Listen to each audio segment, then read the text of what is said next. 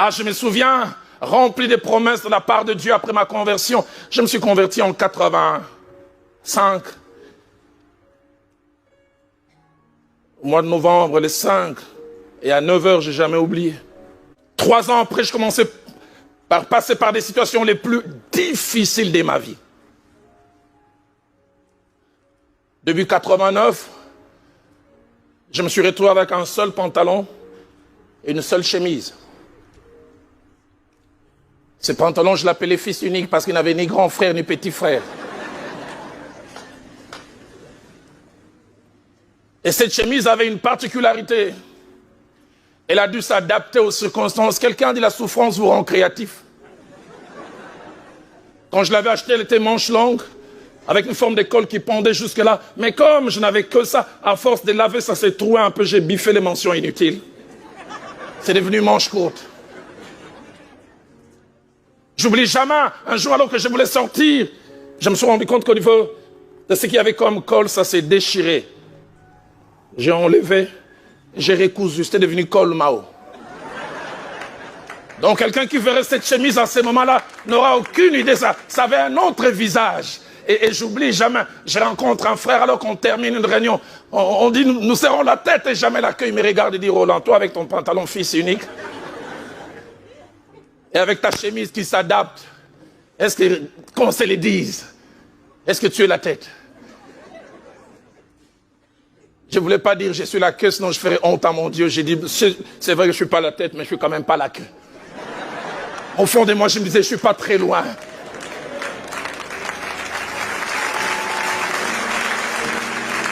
Mais ce n'était qu'un point de passage. Ma Bible à moi dit, plusieurs maux atteignent souvent les justes, mais l'Éternel en délivre quelquefois, de temps en temps.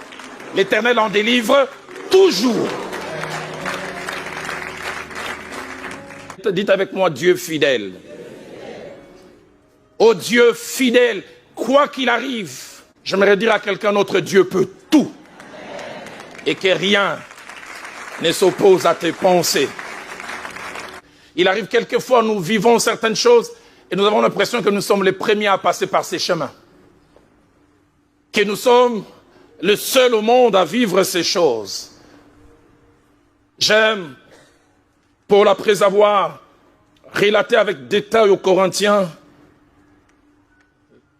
la marche d'Israël dans les déserts, les bons et les moins bons choix qu'ils ont eu à faire, il va déclarer dans Hébreux 10, dans 1 Corinthiens 10 plutôt, au verset 11, ces choses leur sont arrivées pour vous servir d'exemple. Et elles ont été écrites pour votre instruction. Je ne sais pas ce par quoi vous passez, mais j'aimerais vous dire, vous n'êtes pas le premier. Il dit, puisque nous sommes environnés d'une si grande nuée de témoins. Et le terme qu'il utilise là, c'est un terme adapté aux courses à l'époque gréco-romaine. Où il y avait l'arène, là où les gens couraient, et puis il y avait les gradins. Quand il parle des témoins, il veut dire la course de votre vie, vous avez des témoins sur les gradins. Des gens qui ont couru le genre de course que vous courez. Il veut dire à une femme qui a des problèmes de conception, tu as un témoin qui s'appelle Anne, qui dans les gradins te dit courage. Ce que tu as connu, je l'ai connu aussi. Tu vas t'en sortir. Tu as accusé faussement. Tu as un témoin qui s'appelle Joseph, qui dit j'ai connu ça, t'es pas le premier. Le Dieu qui m'a fait sortir te fera sortir aussi. Nous sommes environnés d'une si grande nuée de témoins. Quelqu'un entend Job qui lui dit petit courage, ne lâche pas. Je vivais des situations que je ne comprenais pas, mais à la fin, Dieu m'a fait sortir. Et Job pourra te dire, au beau milieu de ma crise, j'ai fait des déclarations. C'est vrai, ça venait du cœur, mais il y avait une lutte entre mon cœur et ma tête. J'ai dit souvent chez nous à l'église à Kinshasa, il m'arrive souvent, d'avoir une évangélisation interne. Des choses pour lesquelles mon esprit adhère, mon âme et mes émotions difficiles à suivre. Et David en parle mieux dans cette évangélisation interne. Dans Psaume 42, quand il dit « Pourquoi t'as battu mon âme ?» Espère en Dieu, car je les louerai toujours. Moi, l'esprit, je crois, mais le problème, c'est toi, l'âme. Pourquoi tu t'abats? Et Job pouvait dire aussi, j'ai connu la même situation. Au beau milieu de ma crise, je me suis levé, j'ai dit, mon Rédempteur est vivant. Il se lèvera les derniers, et il ajoute, mes yeux les verront. Pas ceux d'un autre. Il arrive des fois à vous déclarer la parole de Dieu, et votre côté réaliste vous dit, ok, c'est bien de déclarer comme ça, mais on va voir. J'aimerais rassurer quelqu'un. Plusieurs avant vous ont connu ce que vous connaissez. Vous allez finir par vous en sortir. Je ne sais pas, quand je préparais ce message, Dieu m'a donné ce drôle de message de dire à quelqu'un. Dieu m'a dit de dire à quelqu'un, dans les jours qui viennent, joie et tristesse vont déménager. La tristesse va déménager, elle va quitter ton cœur, elle va passer dans les camps de tes ennemis. Mais la joie qui est le partage de tes ennemis aujourd'hui qui se moquent, oh, c'est pour un peu de temps. Cette joie va changer de camp parce que Dieu va finir par se manifester dans sa fidélité. Je prie que Dieu nous aide à passer des stades, des opinions, au stade des convictions. Savoir que notre Dieu est non seulement l'alpha, c'est lui qui commence, mais il est aussi l'oméga. J'aime quand Dieu, au travers de sa révélation, dépose un savoir dans le cœur des hommes et des femmes. Quand on est en communion avec celui qui est mort et ressuscité sur la croix.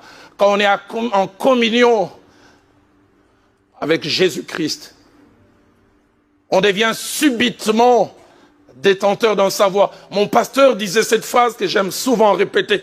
Il dit, dans la communion avec Dieu, il arrive souvent que subitement vous savez. Vous ne savez pas comment vous savez, mais tout ce que vous savez, c'est que vous savez. Je sais que bientôt ça va marcher. Comment tu le sais? Je ne sais pas. Mais tout ce que je sais, c'est que je sais. 2 Timothée chapitre 1er verset 12, alors qu'il passe par des tribulations, des moments difficiles. Écoutez cette conviction qui sort de la bouche de l'apôtre Paul. Il dit, je sais en qui j'ai cru. Et je suis persuadé qu'il a la puissance de garder mon dépôt jusqu'en ces jours. La version française courant dit, j'en suis sûr, Dieu est assez puissant pour protéger jusqu'au dernier jour ce qu'il m'a confié. Dans Philippiens au chapitre 1er au verset 5, alors qu'il est en réclusion, enfermé, mais de la prison sort une source de foi inimaginable.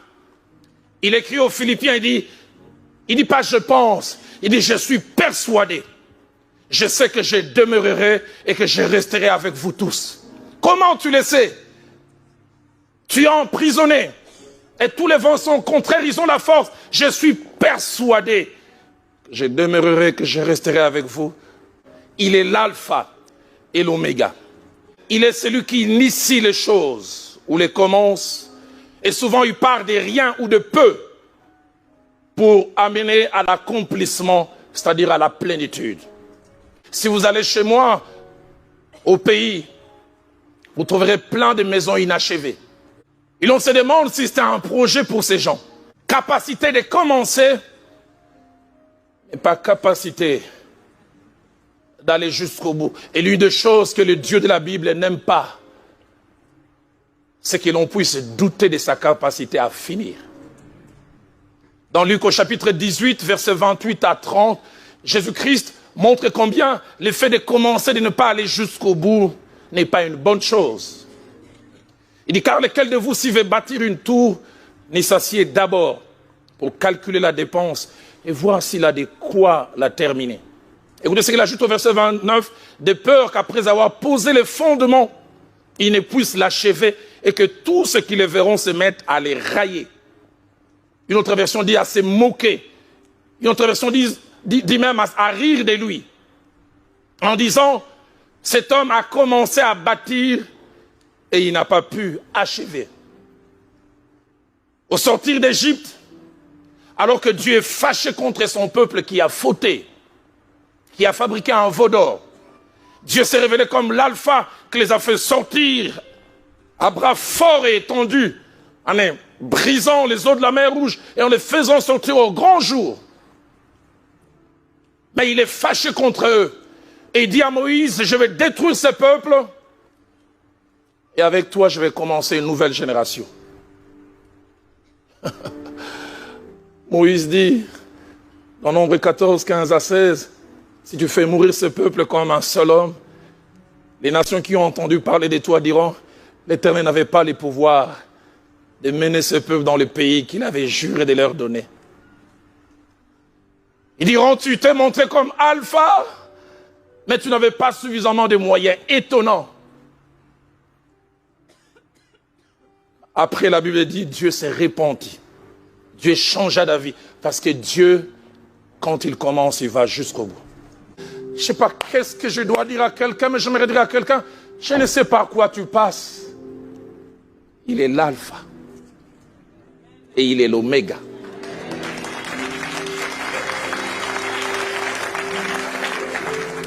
Et puis enfin, quand il dit « Je suis l'alpha et l'oméga », il veut dire, après que j'ai posé le fondement, les temps, les circonstances, les hommes et les épreuves peuvent vous faire douter, mais ne peuvent pas m'empêcher de travailler jusqu'au bout.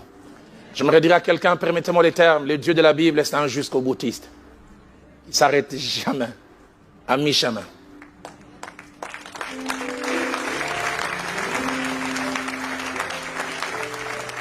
J'aimerais dire à quelqu'un, tes doutes ne font pas douter Dieu. Mon Dieu ne dépend pas de ce que tu dis. C'est pour ça que je dis, j'aime la sincérité de la parole de Dieu. Cet homme, ce jour-là, il avait une crise de spiritualité. Il voit Jésus, il dit, voici l'agneau de Dieu qui ôte les péchés du monde. C'est lui la solution.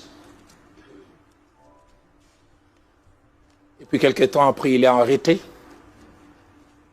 Il est en prison, dans sa cellule froide. Il appelle ses disciples. Il dit, j'ai une commission. Allez demander à ce type-là. Est-il celui qui devait venir? Ou devons-nous en attendre un autre? Je m'imagine l'embarras des disciples. Mais n'est-ce pas celui qui nous a dit, voici l'agneau? C'est pour ça que je dis, j'aime la sincérité de la parole de Dieu. J'aime quand Dieu achève, quoi qu'il arrive, quelles que soient les circonstances. J'aimerais dire à quelqu'un, Dieu a un plan B pour toi. Loin de ta pensée, loin de tes projets, mais que lui connaît. J'aimerais le dire à la manière des gens de mon pays, Dieu est en train de comploter en ta faveur. Il est en train de préparer des choses. Quoi qu'il arrive, quand il se manifeste comme alpha, il finit par se manifester comme oméga. Mais la dernière, tout celui qui a vu Dieu commencer comme alpha et qui finit par le voir comme oméga n'est plus jamais la même personne. Celui qui l'a vu comme alpha et qui est passé par des doutes, mais qui finit par le voir comme oméga, n'a jamais de doute. N'abandonne pas. Combien d'entre nous lâchent? Combien d'entre nous abandonnent? Hébreux 10, 38 dit, « Et mon juste vivra par la foi. Mais s'il se retire, mon âme ne prend pas plaisir en lui. » J'aimerais dire à quelqu'un, ne te retire pas. J'aimerais dire à quelqu'un, ne lâche pas. En 68, il y a eu les Jeux olympiques de Mexico. On a commencé la grande course appelée marathon. Et un jeune Éthiopien est parti tambour battant. Au bout de quelques kilomètres, il s'est accroché avec quelqu'un, puis il est tombé. Il s'est blessé au genou, il a cogné la tête et le sang a commencé à gicler. Chaque effort qu'il faisait rendait sa course encore plus difficile. Plusieurs l'ont encouragé, lâche, abandonne. Mais il a continué. Le premier de la course était arrivé, rentré dans les stades. Et l'avant-dernier était arrivé, ça faisait 1h20. Et on voulait fermer les portes du stade en disant que la course était finie. Quelqu'un a dit non.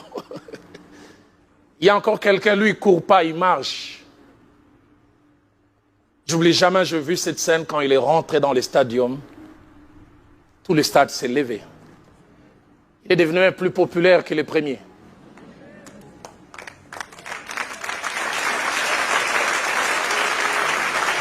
Il a fait les derniers mètres encore avec plus de difficultés. Et alors qu'il voulait franchir la ligne d'arrivée, des caméramans, des journalistes de toutes sortes sont venus. Et à peine il a franchi la ligne, il est tombé, il s'est écroulé. Sueur et sang mélangés. Et un journaliste a pris les micros, il a dit, mais tu t'es blessé il y a plus d'1h30 et tu aurais dû abandonner. Pourquoi tu n'as pas lâché prise? Il a retiré sang et sueur mélangés. Il dit, quand j'ai quitté la Tanzanie, j'ai promis à mon président Julius Nyerere, non pas de commencer une course, mais de la terminer.